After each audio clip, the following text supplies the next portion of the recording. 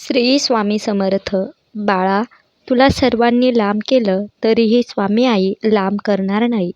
101% आता तुला अशक्य वाटतंय ते शक्य होणार आहे.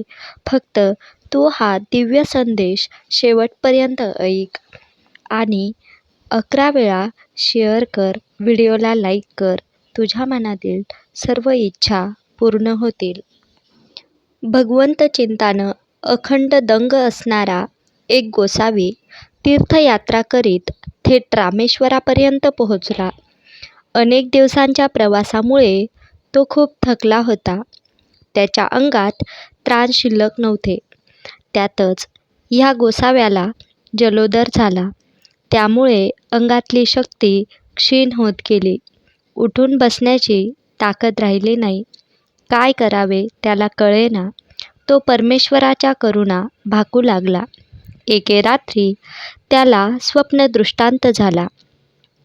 एक तेजपुंज संन्यासी स्वप्नात येऊन गोसाव्याला म्हणाला की अक्कलकोटला स्वामींकडे जा, तुला बरे वाटेल. गोसाव्याला जाग आली. बाहेर अजून काळोख होता.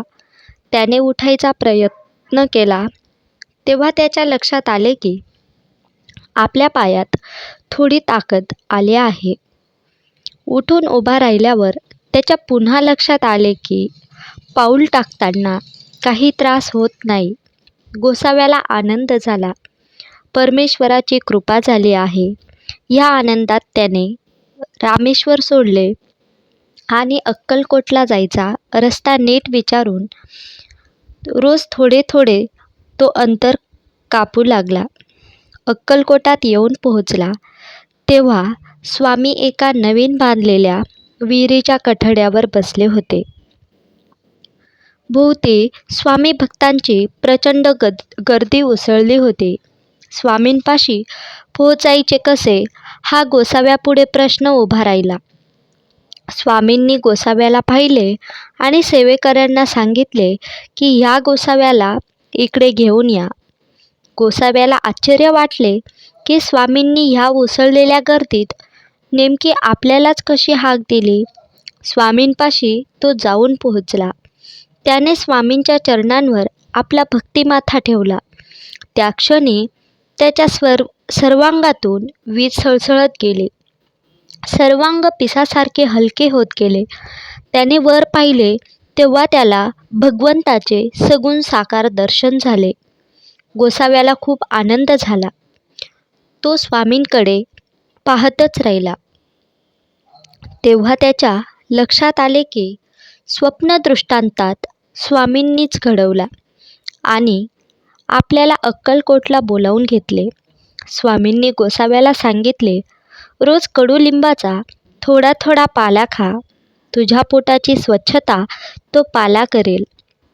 8 दिवसातून तू खडखडीत बरा होशील. स्वामींची गोसाव्यावर पूर्ण कृपा झाली होती. कारण गोसाव्याची तपश्चर्या पूर्ण झाली होती. अनेक जन्मांची श्री दत्तोपासना आज फळाला आली होती. भिवू नकोस, मी तुझ्या पाठीशी आहे. माझ्या प्राणप्रिय स्वामी भक्तांनो, आपल्या आयुष्यातील सर्वात महत्त्वाची गोष्ट कोणती तर आपण सतत नामस्मरणात दंग राहायला हवे. सर्वानुभूती परमेश्वर आहे हे सत्य स्वीकारून प्रत्येकाने प्रेमाने वागायला हवे. निरपेक्ष प्रेम करायला हवे. तरच परमेश्वराची आपल्यावर कृपा होते. अवतारी पुरुष आपल्या आयुष्यात आपोआप येतो आणि आपले आयुष्य समृद्ध करून जातो. ही प्रत्यक्ष अनुभव घेऊनच जगायची गोष्ट आहे. म्हणून तुम्ही एकच करा, सतत नामात राहा. श्री स्वामी समर्थ. जय जय स्वामी समर्थ. धन्यवाद.